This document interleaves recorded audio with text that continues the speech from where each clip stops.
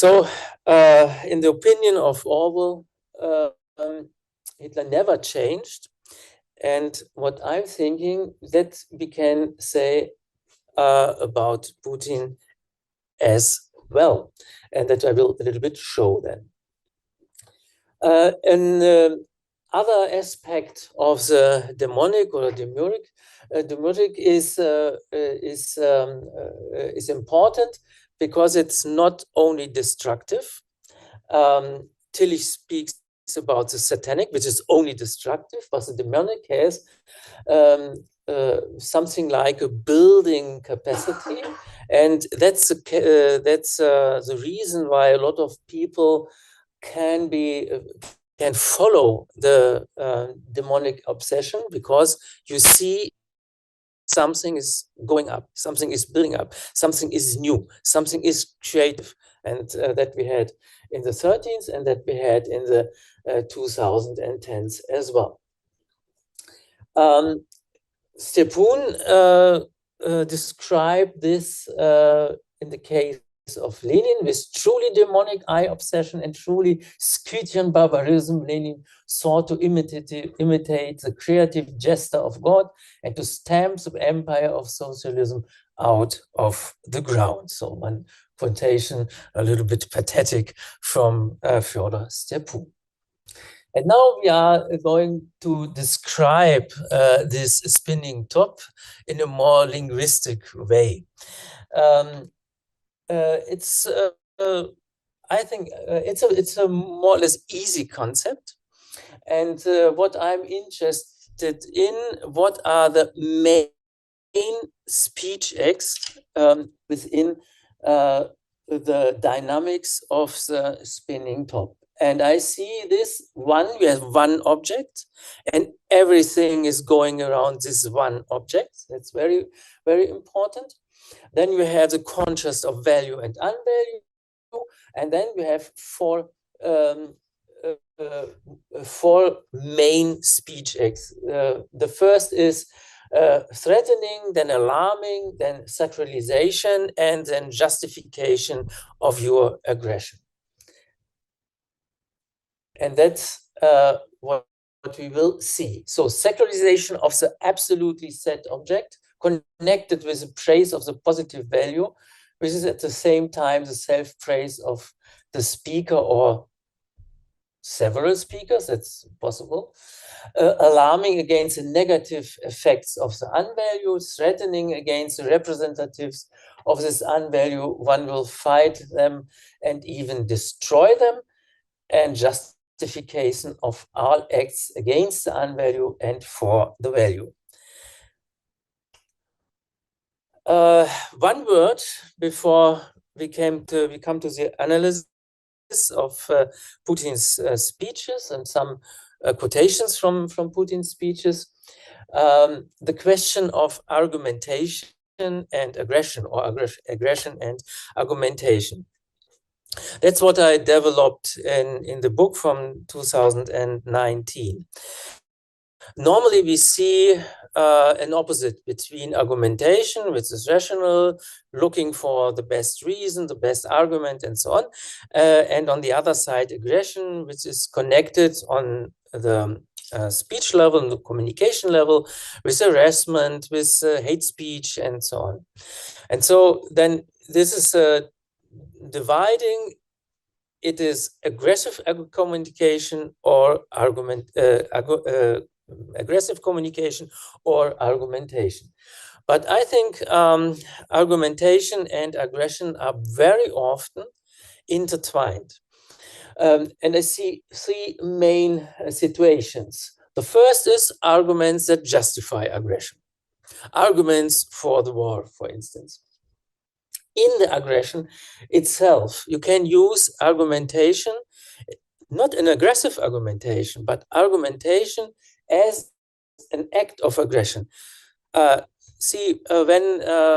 you have a common sense in a community, and someone starts to doubt and to provide some arguments against this common sense. then this is something like an aggression against the community, because the community is in harmony, and you start to your argumentation why this harmony doesn't be. It's not always that this aggression is bad. It can be very helpful and healthy, but it can be destroyed.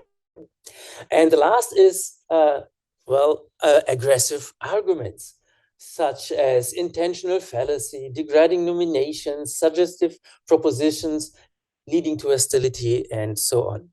One of the, we are talking about today in linguistics, pragma linguistics, near to sociology a little bit, and political rhetorics.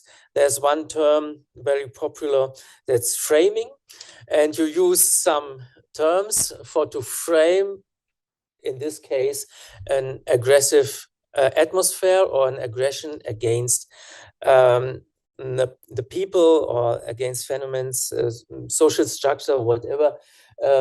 Against what are you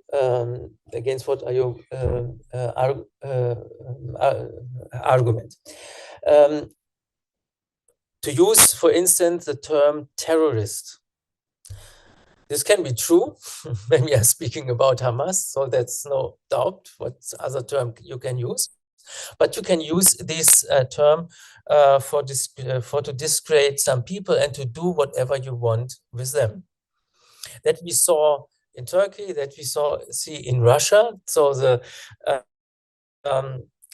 to name one a terrorist, whatever he did, is already the final step, and you have the right to do whatever you want.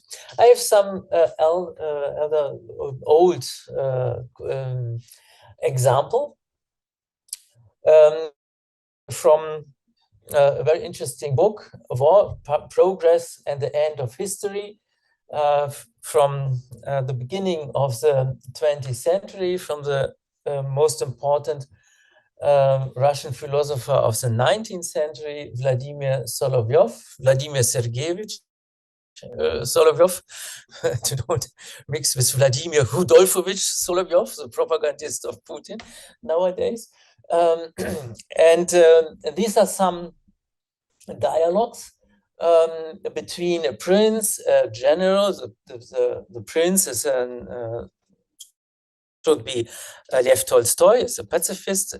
The general is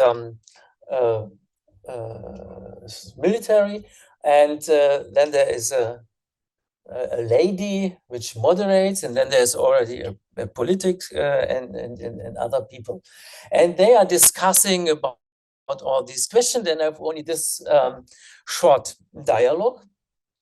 The general was talking about a case in the Russian-Turkish War, and there was they defeated a troop of Turkish soldiers, and so the prince asked, well, when you buried your man in your happy frame of mind, tell me, didn't you think at all of the enemies whom you had killed in such great numbers? And the general answered, thank God we were able to move further before that carrion had time to remind us of itself. And then the lady is impressed and shocked. Now you have spoiled the whole impression, because he taught about the holy burial of their own people. What a shame. And now the general answered, and what would you have me do? That I should give Christian burial to those jackals who were neither Christians nor Muslims, but the devil knows what. So he used this term, this grading term, and then in argument, they are nothing. They are no Christian, no Muslim, they are no people. And this gives you the right to do whatever you want. This is an aggressive argument to justify your behavior. And now we are going to Putin. We have a lot of Putin literature today. I have only 4 titles: The Man Without Face, It's a classic already from Giessen 2012. All the Kremlin's men from the well-known famous journalist Zigar, A Killer in the Kremlin, Sweeney, 2022. And that's more like a novel, Le Marche du Kremlin, Empoli 2022. In all these books, the concept is that around Putin is something like a mafia. It's a worldwide mafia ruling Russia for its own interests. But I think criminality is not the main problem. Even there is maybe a lot of criminality, but if it would be only criminality, I think it would be easier to deal with. We are going to the spinning top, and how these justification, threatening, alarming, and justification are going around in Putin's speeches. At the beginning, at the Millennium Speech or Millennium Manifest, principal ideas at the beginning of his rulership called Russia at the Turn of the Millennium, published at the 1st January of 2000. He said, I'm convinced that enduring the necessary growth dynamics there's about economy is not only an economic problem, it's also a political, and in a certain sense, I'm not afraid to use this word, ideological problem. That's very interesting that he starts with the term, it's ideological. What I'm inventing is ideology. To be more precise, it's an ideological, spiritual, and moral problem. It seems to me that the latter is of particular importance at the current stage from the standpoint of ensuring the unity of Russian society. And then he speaks about values. 2003, nearly 2004 years, 24 years ago.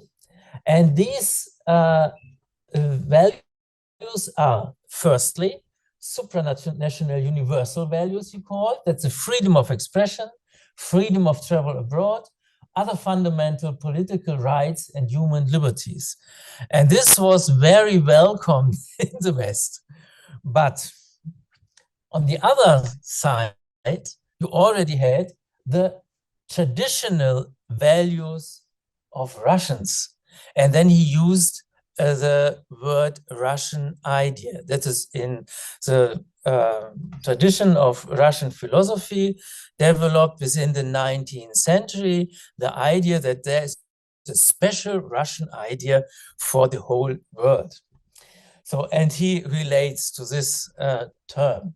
And in which, what is the center of these traditional values? Also four, that's patriotism at the main point, belief in the greatness of Russia, statism, he called it, a very, very strange word, and in Russian he used государственничество, and social solidarity. He didn't use in this time collectivism, but that's nearly the same. And when he goes further, we had this. There should be no forced civil accord in a democratic Russia. That is why it is so important to achieve social accord on such basic issues as the aims, values, and orientations of development, which would be desirable for and attractive to the overwhelming majority of Russians. That seems to be very open, so everyone can join, but don't have to. But we are working on this, that everyone will agree. But in the center, and this is repeated several times, he used the term patriotism. And what is patriotism? Is the core of the Russian idea. If we lose patriotism and national pride and dignity, which are connected with it, we will lose ourselves as a nation capable of great achievement. So patriotism is really in the center. And he already in this time, a year later, started with patriotism as a state value in all levels of education. This is called patriotic education. And here, this is a huge program which was invited already in the 2000s, and then more and more strongly after the annexation of Crimea. This exists up to today.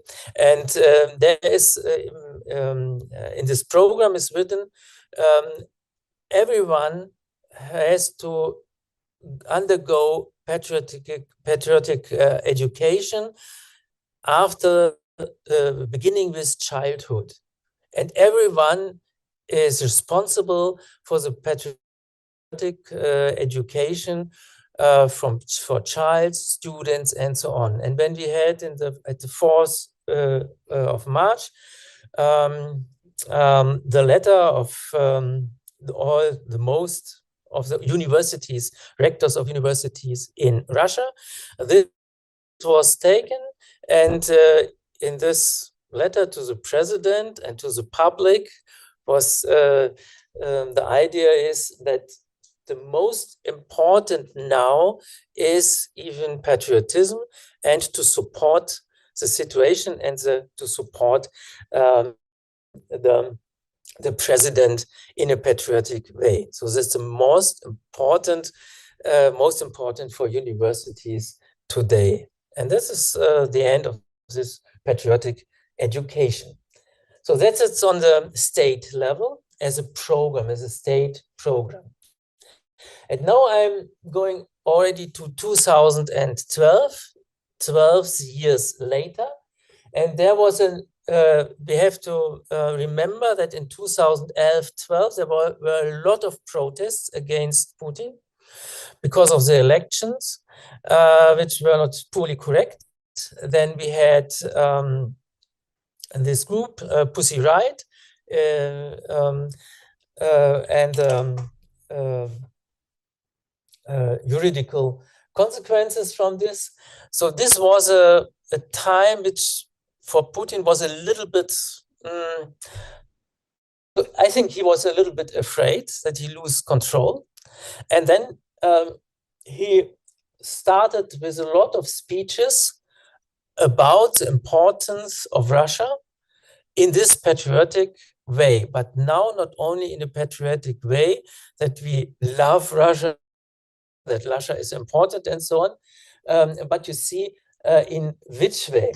So on the day of the Defender of the Fatherland Day, the 23rd of February in 2012, in the Olympic state, he went on the stage and said, we have come here today to say that we love Russia, to say it in a way that the whole country can hear. And I'm going to ask you now, and I'm going to ask you to answer in an unequivocal, please answer me with a simple, short yes. So my question is, do we love Russia? And then participants with a great shouter, yes. And then he goes further, and he cited, he had a quotation from Lermontov. Lermontov, a poet from the early 19th century, about the Borodino, about the battle against Napoleon. And in this poem, well-known poem, we had this words like, we will die defending Moscow like our brothers died. And to die we promised, and at the oath of fidelity we kept in the battle of Borodino. And he says, and the fight for Russia continues. And then he cited, the battle for Russia continues and we will win. And we have the participants again with yes. For me, this is already the beginning of the war, because with this poem, he started this not only patriotic rhetoric, but already the poor war preparation. So in 2012, in 2000, we had this patriotism. In 2012, we had this idea, the battle for Russia.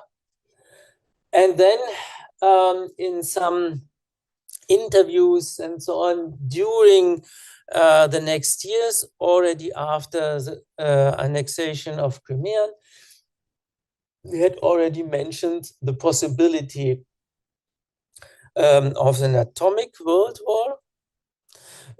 When we had such quotation, yes, when a world war starts with atomic forces, no one will survive.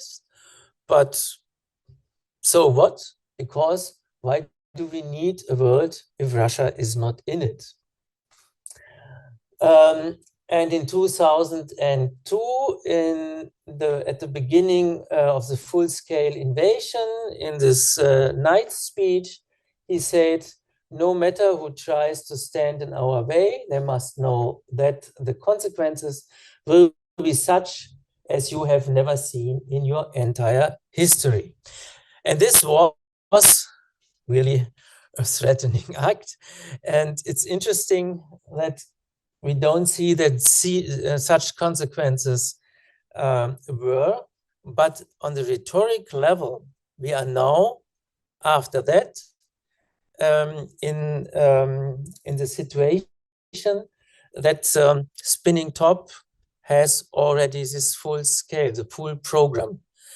So we are ready to sacrifice all, even our own lives. And this became a form then of sacralization, where war is a real value. It's not only to reach some aims, goals, and so on, but the war as a value in itself. And that we saw on the concert making the anniversary of Crimea's reunification in the last year in March. When it's only a special operation, it's no war, but it's very interesting, the romantic description of the fight, seemingly from the beginning of the 19th century, is nothing else than the sacrification of the war itself. At this point, I recall words from the Holy Scriptures, as in Germany did in the First World War. Greater love hath no man than this, that a man lay down his life for his friends. And we are, that's from St. John, and we are seeing how heroical our military are fighting during this operation, shoulder to shoulder, helping and supporting each other. If they have to, they will cover each other with their bodies to protect their comrade from a bullet in the battlefield, as they would to save their brother. It has been a long time since we had such unity. This sacralization of war, we had already in the speech after the annexation of Crimea. Everything in Crimea speaks of our shared history and pride. Each one of these places is dear to our hearts, symbolizing Russian military glory and outstanding value.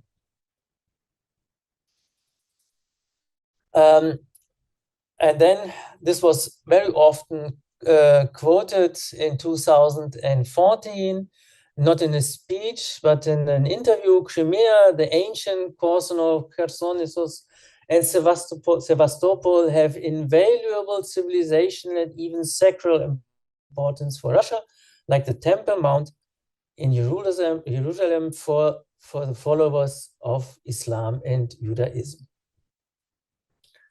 So we have, on the one hand, we have now our object, that's Russia itself and the patriotism connected, related to it. The value is already this patriotism. Then we have already seen the sacralization of Crimean, but in fact of the war. That's the most important aspect today.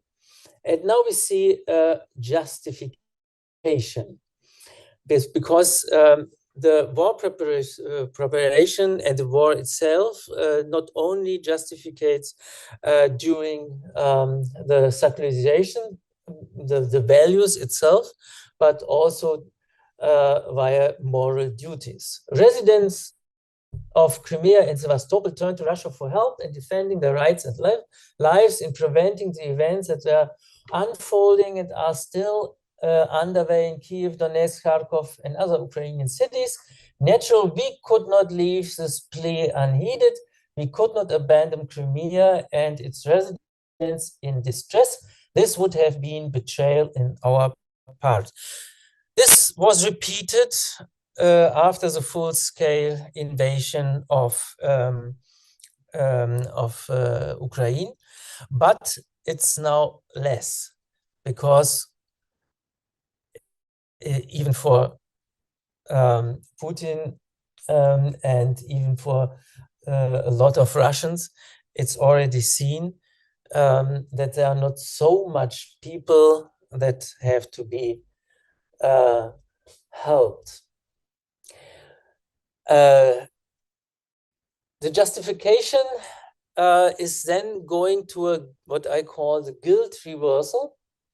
I want to emphasize again that all responsibility for the possible bloodshed will lie fully and wholly with the ruling Ukrainian regime, the Nazi regime and so on, and what you know from the news.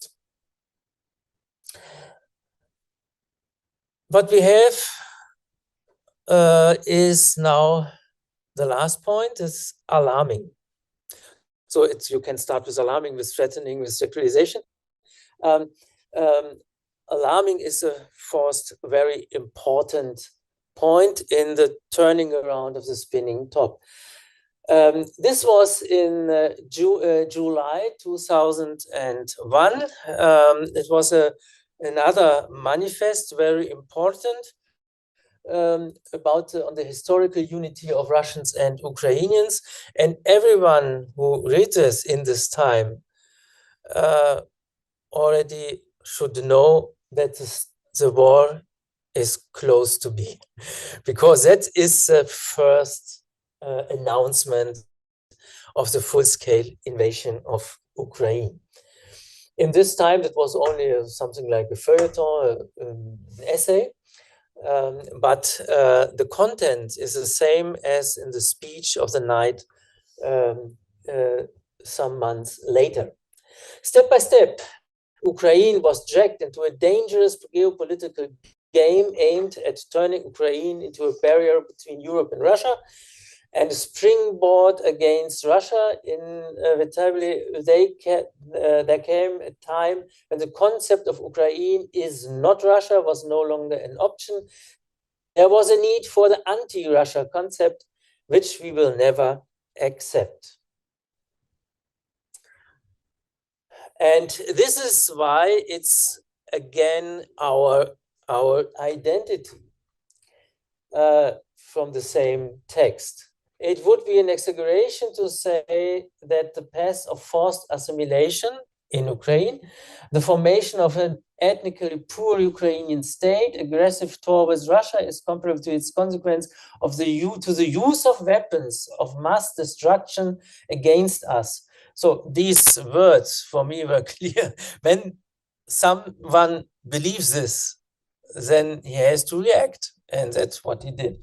As a result of such a harsh and artificial division of Russians and Ukrainians, The Russian people in all may decrease by hundreds of thousands or even millions. So Russia will disappear when we don't react against this. So, and this is repeated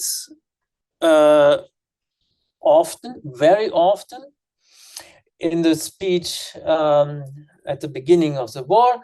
The problem is that in the territories adjacent to Russia, which I have to note is our historical land, and hostile anti-Russia is taking shape. And you see at the end, for our country, it's a matter of life and death, a matter of our historical future as a nation. And then the threatening, the consequences will be such as you have never seen in your entire history. I already quoted.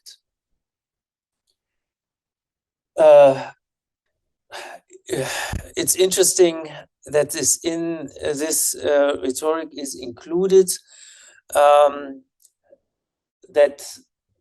the speaker is ready on a rhetorical level to sacrifice himself and the whole nation in this struggle. When there will be the atomic war, we as martyrs would go to paradise, why they will simply perish. It's one of the, in one interview with his propagandist, Vladimir Rudolfovich Solovyov, already in 2018. And so we see, you have this one object, this one value, Russia and the value of patriotism, and then this all is going around. So you have patriotism and anti-patriotism, maybe you can say Russia and anti-Russia. And then you have this sacralization of the main object, Russia, or even the struggle for it, the war.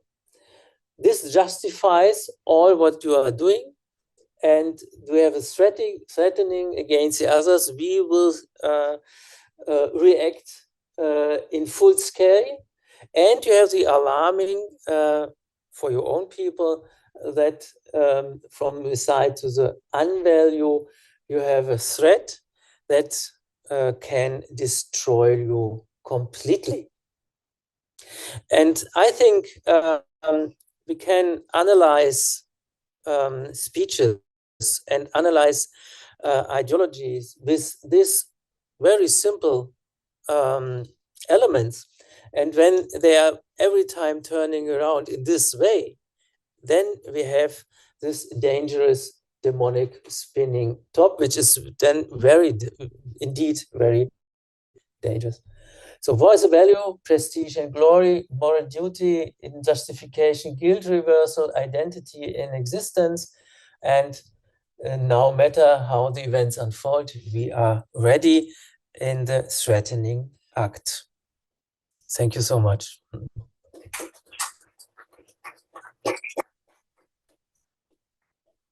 thank you very much, Holger, for this very interesting talk. There's a lot of examples from Putin's speeches. You see the concept of the demonic and its speech acts, and last but not least, with all the excursions to literature's history. This was really very interesting. We have some time for questions, comments. Who wants to start? Only technical question. Have it go at the front of the camera, or can one hear what I say? Yes. Okay. It's only a very brief question. It's very impressive, your model to understand the rhetorics. Can I also understand the success of those rhetorics, this your model? The success of the model in those rhetorics, because it's Putin. It's obvious that he's very successful. Okay. To see the yes, that's interesting. Yeah, you can. I think you can see this demonic spinning top on several levels. Maybe someone is on a private level every time turning around. Then you have only a psychological effect. in Kierkegaard, he describes several types of people, but for him it's very individual. When we are going to political rhetorics, I think we have successful and not successful. This depends of the frame in which you are speaking and the possibilities you have. So we had in the 17th the Baader-Meinhof, and Baader, when you see his rhetorics, is very close to it. And I think, but he was not successful because there was not the society, not the frame for it. But in another frame, he could be successful. So that depends on your respondent and the society as a whole, and the political situation, the historical situation, and therefore. Someone like Hitler was very successful. Someone like Lenin was very successful. Putin is very successful, but in between, maybe someone like Baader wasn't. But when we see, for us, it's interesting to see in the political frame, when someone is successful, then you see this. Then you can also predict more or less the future, or the dangers in the future. And that is what we could see in the case of Putin nearly at the beginning, not in the full scale, but after 2012, it was completely clear. So that will be an invasion in there. It was already clear after 2012. I, for myself, didn't recognized and saw this in 2012 itself, but afterwards, after the annexation of Crimea, for me it was clear that it begins in 2012 with this speech. For me, this is more important than the 2007 speech in Munich, which is often cited. Yeah, thank you, Holger, for your very illuminating model. When it comes to the corpus, I'm a bit less. Certainly, you managed to present us with convincing singular quotes, which amount to a kind of continuity in patriotic and threatening rhetoric. But it should be easy, and I would like to argue in favor of corpus linguistics, here being a literary scholar, so doing something totally alien to me. It should be easy to scrape all the speeches and press conferences of President Putin from the Kremlin's website. I don't know when this starts, but there is a huge amount of them there, and try to analyze them with topic modeling, seeing where you have threatening argumentation in the direction of a future military aggression, and other utterances. You showed us other utterances about human rights, international cooperation, etc. There should be other topics in this corpus as well. And I'm wondering, I cannot answer this question myself because I don't do corpus linguistics, how we could learn from taking into account the entire corpus, whether there would be then a kind of development with an increase of threatening rhetoric, or maybe a wave development, I don't know. But certainly we would see that there is also another rhetoric. And we could then find out when this is more often used. It was certainly used in the German Bundestag in 2001. It might have been used during press conferences with Western leaders as well. So do you think that corpus linguistics could help to further develop your argument? Yes, undoubtedly you can do this. And I don't do this by myself because I'm interested in this model and for that I'm using the most important examples, examples which are then quoted in the mass media in Russia, but in some cases in the West as well, for to see this development. But when you take the whole corpus, I'm sure that you see this increasing of some features in the same, more or less the same way. For me, it's a little bit boring because we are every time the same. This is a problem. When you know 3 examples, so your small collection of very impressive examples, then it's always repeated. The corpus of Putin is very large. So every day on Kremlin RU you have 10 manifestations or something like that. And it's every time. It's just, and it's more or less from the beginning, from the 2000s. You have all. I had one corpus linguistic masterpiece, master thesis in the way you asked for, but the result is the same. You have then more and more and more threatening acts, you more and more sacralization. Yes, it depends a little bit on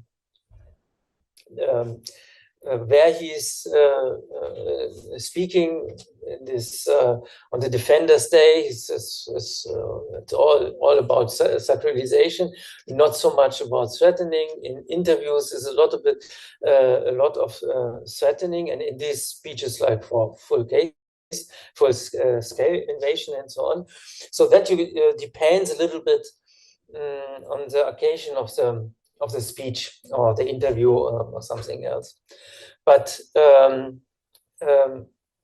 it should be interesting to see it in a quantitative way. But I'm sure, and I saw this in this master thesis, that the difference, you cannot see any difference in the result, because these most important examples are not they are most important because they concentrate the most leading ideas of the whole scale of speeches. Mm-hmm. There are more questions or comments? No. Thank you very much for very interesting lecture. And what is contra discourse? What can stop this spinning? What are arguments against within Russia and West and so on? I think, yeah, that's a very good question. What can stop this? You can react in the right way. So the failures of the 2010s of not only Angela Merkel, there was a lot of supporters of this politics, and you know that in the East, in Poland and Latvia and so, they were all warning against this because they saw this already because of their own experiences. That you cannot, you have to stop this from a political side. To say, oh, because it's very easy to say, oh, that's only rhetoric, or not to talk about this. It's very often the case. Okay, he's speaking to this mass of people, and they like this, they like Lermontov and so on and so on. That's only a show. But to see that these shows are not only shows, but this is reality, preparing another reality, I think that's the most important point. Everyone in politics who saw this, and they had to know this in 2012, should change his own politics, in my opinion. And that's the main question, to see this. Have you an argument? Because you can say, okay, only rhetoric, we have other deals and so on and so on. But for to have this argument that you clearly know what follows. And therefore, these rhetoric analysis are, as I think, very important.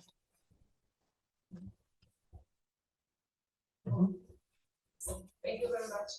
I would like to put it even more in context and speak maybe on about how to put it on the scale in the Russian so-called public sphere in comparison to other speakers. We know about Medvedev, but also several other, and on TV, you know. So what place does Putin rhetoric take in all this landscape, and what functions does it have for I don't know, maybe ritual or something? Yeah, I didn't. In this case, I spoke only about Putin's speeches. In Dresden, we did a lot of investigations about the whole public sphere. My colleague Marina Schalay had a lot of works about television, Kremlin shows, concerts, and so on. And I already in the book from 2019, but then further about what I call imperial pop. So all these songs, popular culture. So singer-songwriters supporting this patriotism, and they're awful things, I have to say. And this is all around. And then you have some speakers, and that's very interesting in the strategy. In former days, until 2002, because he died nearly at the beginning of the war, it was Zhirinovsky. And Zhirinovsky was in so far very interesting because he announced every time the next step, in a more radical way. In 2015, in a tele show, he, for instance, said, go leave Ukraine in the next way, then earlier than better, because everything will burn. We will everything destroy. So that he said in 2015, in the tele show, people were shocked, and the moderators started to stop him, but it was, and in this time, everything, okay, this Crimea, this was very peaceful invasion, and a little bit in Donetsk, and so, but not in a full-scale way. And Putin in this time, in the speech on the 18th of March, he said, don't be afraid, or don't believe people make you afraid against Russia, that after Crimean will be other areas of Ukraine. We don't need this, he said. And I thought, this time we don't need this, but in further times in the future, maybe he changed his mind and will need it. And it's Medvedev is the same. Now we have this interesting situation of announcement of atomic aggression. Medvedev, we know, sometimes every week, nearly every day, announced the atomic war. But it doesn't happen, and hopefully it won't. And we can ask why. Maybe this is another case, because in this case, it costs your own life. And that's the first time. So all the other threatenings are against the others.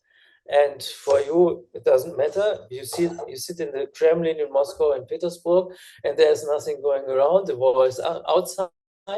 But with atomic war, a little bit the situation changed. And maybe, therefore, we don't have this. Because on this rhetoric, you could see, okay, not Putin only implicitly says there will be consequences that you never know. And Medvedev and Vladimir Solovyov, Rudolfovich, already announced this atomic weapons several times. So the next step should be, in fact, that's a strategy all the time. So long time it was Zhirinovsky, then Medvedev and Solovyov and some others in television. More questions? Thank you for your insightful presentation. I would like to ask you, what do you think about the main audience for this rhetoric? Are this audience Russians, or this is more for like West and maybe Ukrainians?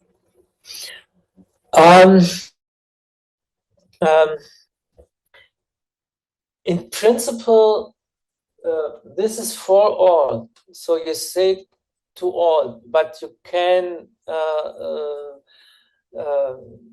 there are some, the rhetoric a little bit changed depending on the public, but this is normal. That's not special for Putin, or we are all doing this orientation at the public.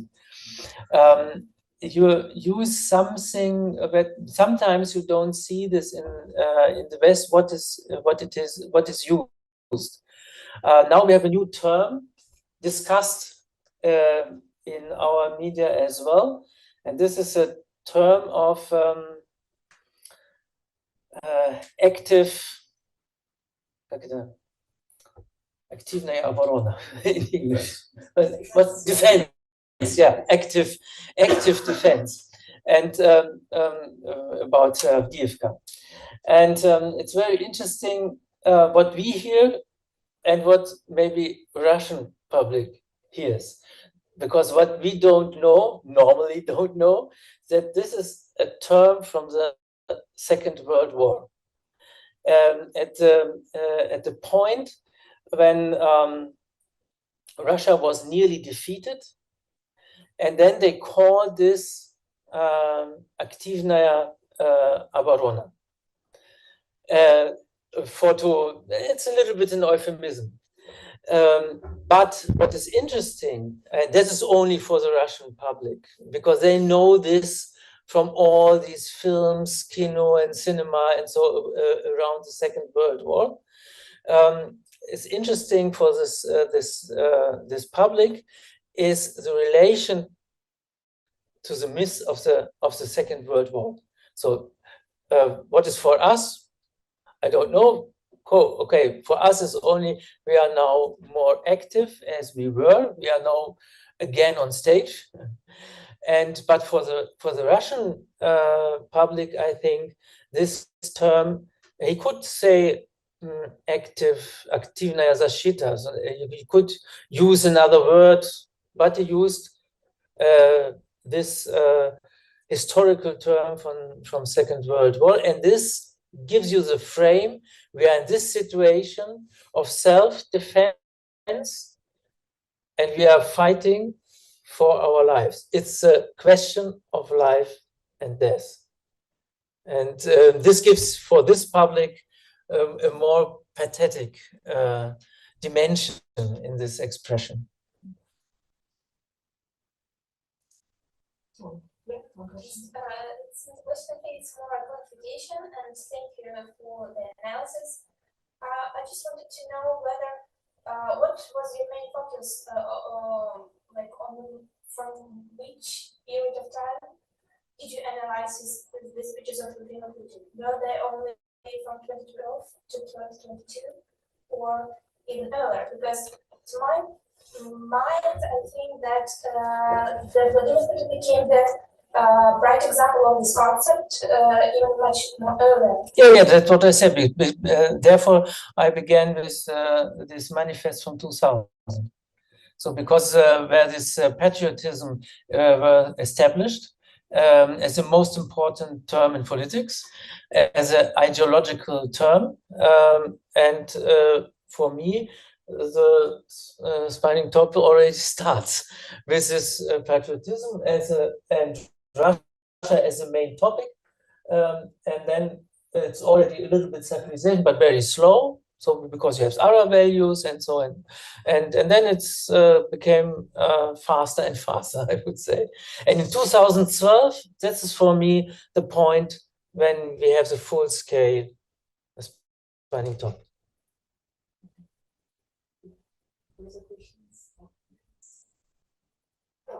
A little comment. I was surprised that you didn't use the examples about Second World War II, great patriotic war in Russia, because as far as I know, only with Putin, Victory Day became so sacred in Russian. Yeah, that's right. That is in this program. You have a lot of elements. The father, defender of the fatherland day, the Victory Day, and then the Crimean Day on 18th of March. So you have a lot of these patriotic days. But other days, it's also interesting. You can investigate all these patriotic days. Some days like the day of the teacher became very patriotic because of patriotic education. So you can, around this, this is not only he. That is because he's so successful, because it's echoed in the whole society. So that the whole society is turning around this. The critics of this phenomenon are speaking about zombification. So that's a very popular term in Russia. Zombification through media, zombification through television. And this means so the becoming involved in this dynamics. So, more questions or comments? If not, then it's time to close all today's section. I think. Thank you once again, Holger, for your. Thank you for coming. Thank you very much for your questions. And we hope to see you again in 2 weeks. In 3 weeks, here again in this conference. Thank you.